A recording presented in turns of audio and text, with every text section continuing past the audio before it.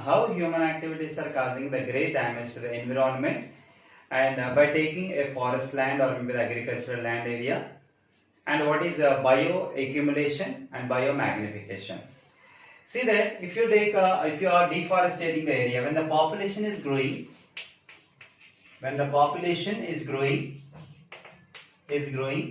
automatically to meet the demands of the people, we have to increase the production of crops also.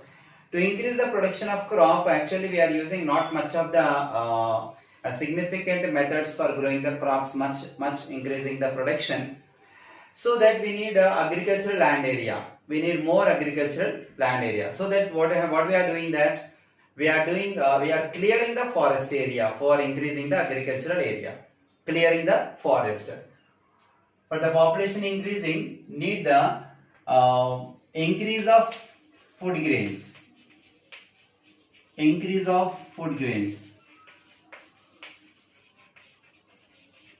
To increase the food grains, we are deforestating the area. Deforestating area or clearing the forest area simply, right? For deforesting area for agricultural practices. For agricultural practices. Okay, for agricultural practices, when we are deforestating the area, what are the consequences? Generally, we know that the forest area is the place for, or maybe it is an ecosystem. It's one of the greatest ecosystem which providing a great flora and fauna, and it is a region of great diversity also, right? And many plants, many animals also be there, and having the large amount of water supply, and having the great constructed area, and we will also be providing a well managed balancing environment. Whenever the human beings are deforesting the forest area, automatically the great environmental conditions and the great balancing of environment or the ecosystem got completely damaged, right? And what happens? The next damage to that, and some organisms are migrated from the area, some organisms are died because of the environmental conditions are different, and because of human activities, many animals and plants also be died, and many animals and plants are endangered, and so many are extincted. This is what happens because of deforesting the area. And later, after constructing or maybe after changing or converting the forest area into agricultural area, what happens? Right? And agricultural practices, actually we are increasing the land area for production, increasing the production for population to meet the demands of the people. So that for agricultural practices, we are using many pesticides. Pesticides, weedicides, insecticides, herbicides. These are the some chemical substances our farmers are using to protect the field. Actually, these are all the farmers are using not to damaging the environment actually, but in other side of the coin, these chemical pesticides and chemical substances are not only protecting their particular crop field, but also damaging the environment. And how these crops are damaging the environment? See that here the pesticides the farmers are using particularly on a particular pest, right? But what happens, these chemical substances not only damaging the particular pest, causing disease, causing pathogens, but also excessive. Actually, farmers are using the indiscriminate use, means uncontrolled. Completely they are using much of the quantity. So when the quantity is increasing, see that actually how the quantity of the pesticides using increased, that depends on the increasing the food production. To increase the food production, to increase the huge number of food production, they have to use huge number of chemical substances also. So these huge number of chemical pesticides and substances, when they are using, they are killing the disease causing pathogens to the plants and also they are killing the useful microorganisms like a bacteria and fungi. Bacteria and fungi. Right? And so many useful bacteria and fungi also present in the soil, generally called as the soil microorganisms. These are one of the most important level of organisms in the ecological pyramid, right? Because in the ecological pyramid, if you are taking that, starting from the producers and primary consumers, secondary consumers, tertiary consumers, top carnivores, and decomposers. After the death of these producers to the top carnivores are decomposed by decomposers, right? And the decomposers are decomposing the complex materials into simple, and somewhat they are utilizing for their survival, and excess they are depositing in the soil, and again those nutrients are used up by the plant itself. It's a cyclic process, right? Because of using the huge number of these chemical substances, the useful microorganisms also dying, right? This is the one of the great damage.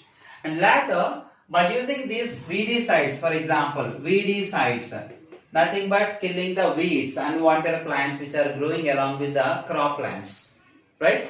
So these weedicides, usually some animals which are directly depends on the plants for food, generally called as the herbivores, like cattle, goat, and cows and buffaloes. These are all generally directly depends on the plants for food material or obtaining food directly from the plants itself, right?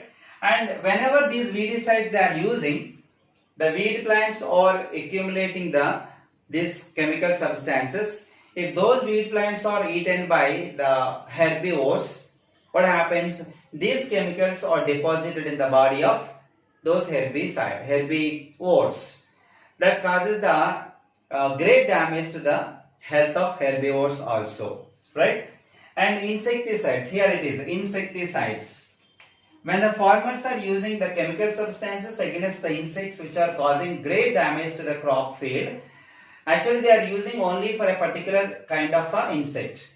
But unfortunately, the insecticide not only killing the harmful insects which are causing damage to the crop field, but also the another useful insects also dying.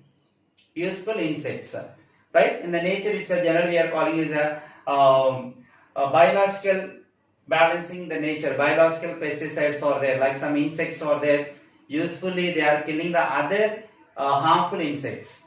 So such kind of insects also dying due to the insecticides, by using the insecticides, right? And herbicides. Herbicides also be that some kinds of plants which are growing along with the crop field, right? Some birds they are eating the some kinds of grains from the plants and eating the insects, right? Whenever these insects and these herbivorous plants are accumulating the chemical substances in their body, the same which are eaten up by the birds, these chemicals are deposited in the body of a birds also, and they are also be dying due to the accumulation of the poisonous substances. See that whenever the farmers are using the chemical substances or the poisonous toxic substances to protect their crop field, that not only damaging that particularly and not only saving or maybe protecting the field, that causing the great damage in the entire food chain, right? For easy understanding, we just go through the food or biological or ecological pyramid, right? Ecological pyramid. For example, if you are taking the ecological pyramid itself, if you take a ecological pyramid, it contains the four trophic levels of the organisms, right? The basic trophic level of organism is producers, right? Producers are the food for the primary consumers. Primary consumers are the food for the secondary consumers. Secondary consumers are the food for the tertiary consumers, right? Where the farmers are using the pesticides and all these things they are using in the producers at the level of trophic level of first trophic level of the ecological pyramid. Here the farmers are using the all these chemical substances. When they are using these chemical substances in the producers, they are used up by the primary consumers, so that these chemicals are deposited in the primary consumers. When the primary consumers are food for the secondary consumers, the chemical substances deposited in the primary consumers enter the secondary consumers, and secondary consumer, primary consumers, and also the producers directly used up by the omnivores, generally called top carnivores, so tertiary consumers. Also, these chemical substances which are present in these trophic levels are deposited in the body of the tertiary consumers. So that when the farmers are using these chemical substances, not only accumulated in the body of the plants, they also entering into the other trophic levels also, right? And the accumulation of these chemical substances is also not equal and not so same, right? And how that is going to be different. See this here. For easy understanding, we need to be construct another ecological pyramid itself. For example, in the basic level, we know that the producers, the plants are there, right? And here insects, we can take insects, and here we can take a frog and snake, and later eaten up by the hawk, is generally called as a top carnivore, right? And see that when the pollutants, nothing but these pesticides are accumulated in the body of plants, basically, right? When the farmers are using these pesticides, they are accumulated in the body of plants. This accumulation of the pollutants in the body of plants or entering into the food chain, or maybe food web, or maybe the ecological pyramid, is called bioaccumulation. Bioaccumulation. Bioaccumulation. Entry of pollutants into the food chain. Entry of pollutants into the food web. Entry of pollutants into the food pyramid is called bioaccumulation. Where they are entered in the food chain or maybe food web in the food pyramid, they are entered at the basic level of the plants, right? And these plants are eaten by insects, right? For example, for easy understanding, we can take 20 plants we are taking. 20. How many number of plants are here? 20 plants. The 20 plants are eaten by 10 insects. The 10 insects are eaten by 3 frogs. The 3 frogs are eaten by 1 snake, for example. Easy understanding, right? So if you take the 10 plants, the accumulation of the pollutants, for easy understanding, we can have a little calculation part. For example, each plant is accumulating by 1 gram of kind of a chemical substance,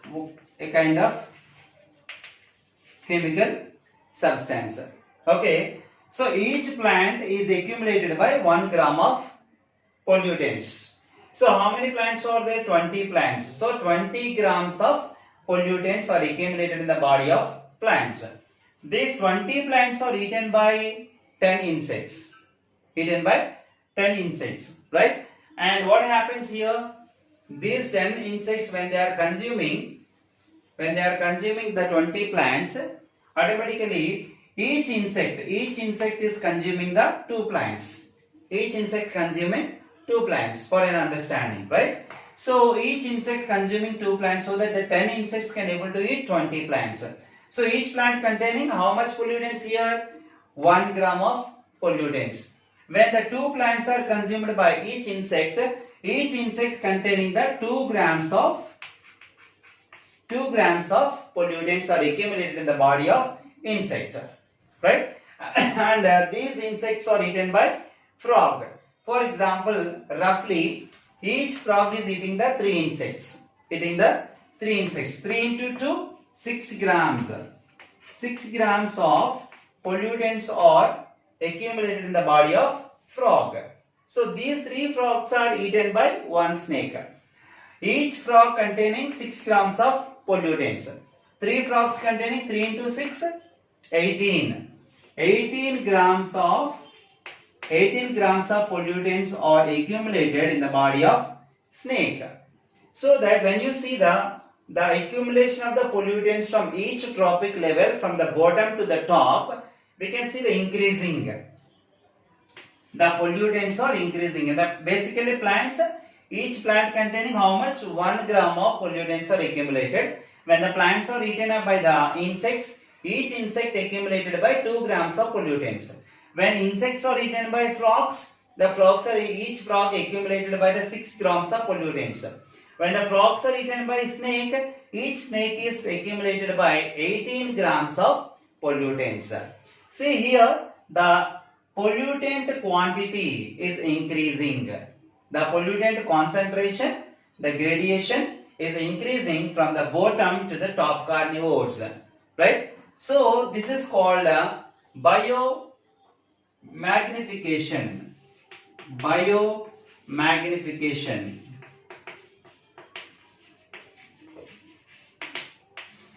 Increasing the tendency of the pollutants from the basic level to the top level is called biomagnification.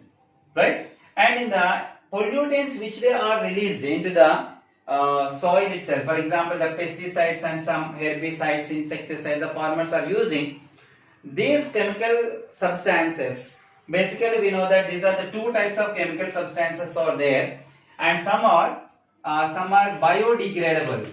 Biodegradable means these chemical substances, among the chemical substances used by the farmers, some are biodegradable. So these biodegradable chemical substances which used by the farmers can be degraded within a year. They are taking the 1 year for biodegradation. No problem with that. Within 1 year they can be degraded, right? And but some pollutants are there which releasing directly from the industries or used by the farmers, whatever it is, they are non-biodegradable.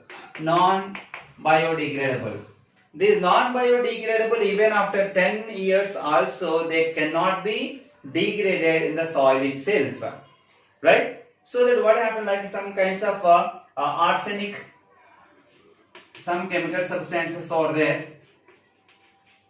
arsenic or maybe mercury, like chemical substances released into the soil by the industries or maybe by the farmers using the chemical substances which containing arsenic and mercury like substances, they are non-biodegradable. These non-biodegradable substances, even after 10 years also, they cannot be degraded by the soil microorganisms, and also they got a great damage to the soil microorganisms. The soil microorganisms also died because of these chemical substances, right? And these things are causing the soil become infertile. Soil become barren. The fertility of the soil also be greatly declined because of these kind of non-biodegradable substances, so that the farmers from the chemical fertilizers or chemical pesticides to the natural pesticides, they have to be converted to save the soil and save the environment itself.